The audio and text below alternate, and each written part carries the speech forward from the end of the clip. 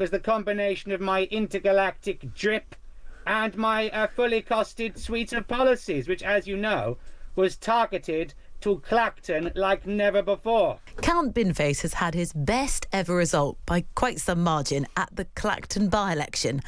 But even with 9,455 votes, he still lost.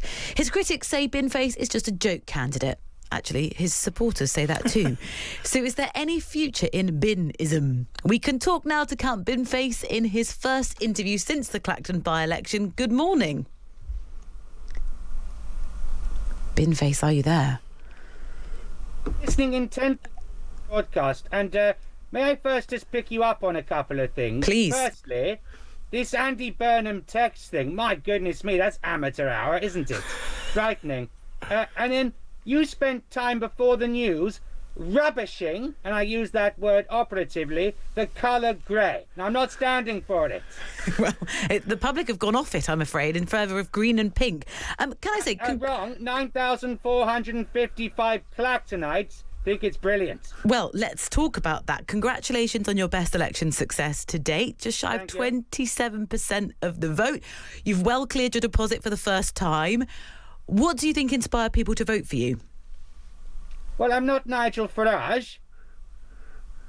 And? What more do you need? Well, there were 32 other candidates who weren't Nigel Farage, and they didn't get 9,000 votes. Yeah, but they're not me, are they? So it's something about you uniquely. What was that? Yeah, thank you for saying that. It was the combination of my intergalactic drip and my fully costed suite of policies, which, as you know, was targeted to Clacton like never before. Hence, price capping 99 flakes, making Walton Pier as great as Clacton Pier, and, of course, moving my headquarters to Wheelie.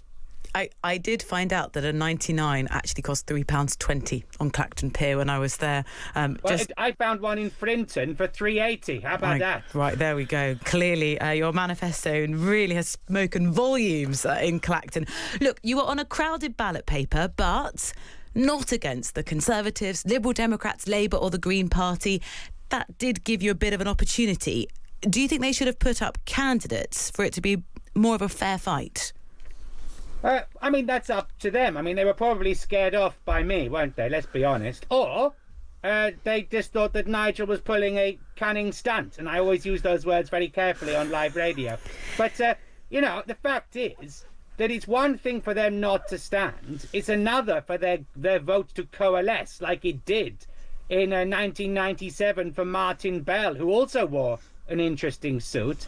And I found an interesting stat that at 27%, I got more votes than Labour, the Liberal Democrats and the Greens combined in 2024. So maybe the Clactonites saw something in old Binny that they're not getting from the so-called mainstream. Well, given that, there could be another by-election in the future. It sounds as though you're feeling pretty confident you could then take on the Greens, Labour, Lib Dems and Conservatives. Will you be standing?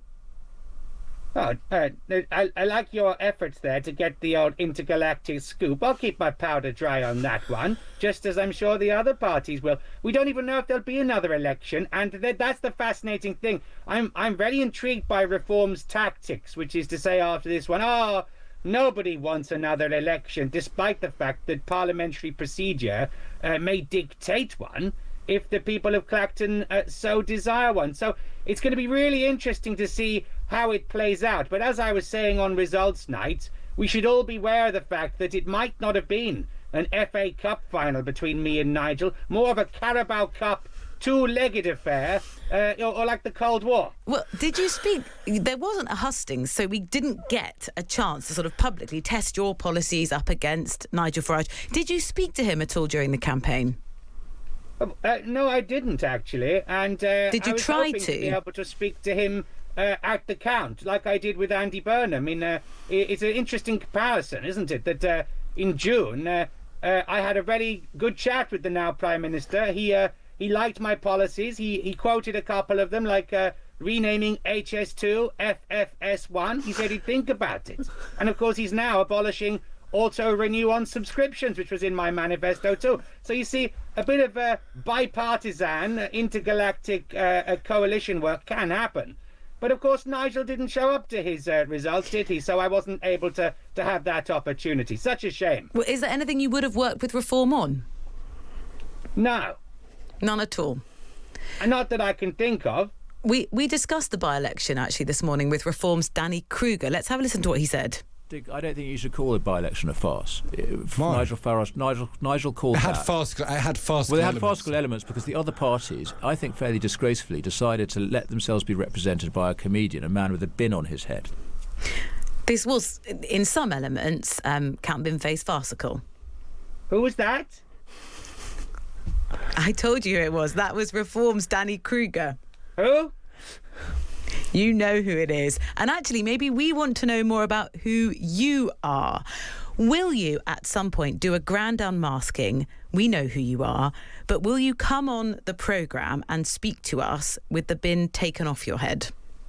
Well, clearly Times Radio isn't as lined up with the times as it might be, because you just never know what might happen in due course. But, I mean, come on, like I said, you know, you ask for Count Binface, you get Count Binface. That's what was on the ballot paper. People kept asking me during the election, would you sit in the House of Commons as Count Binface? If that's what people vote, that's what people want. And it's about time if the candidate said that. Just like Hangus the monkey up in Hartlepool. No one, were you telling him to unmask all those years ago? I mean, I know Times Radio didn't exist then, but you take my point. Well, you we've got to have haven't a bit of actually... consistency. You haven't declined an interview, I think it's fair to say.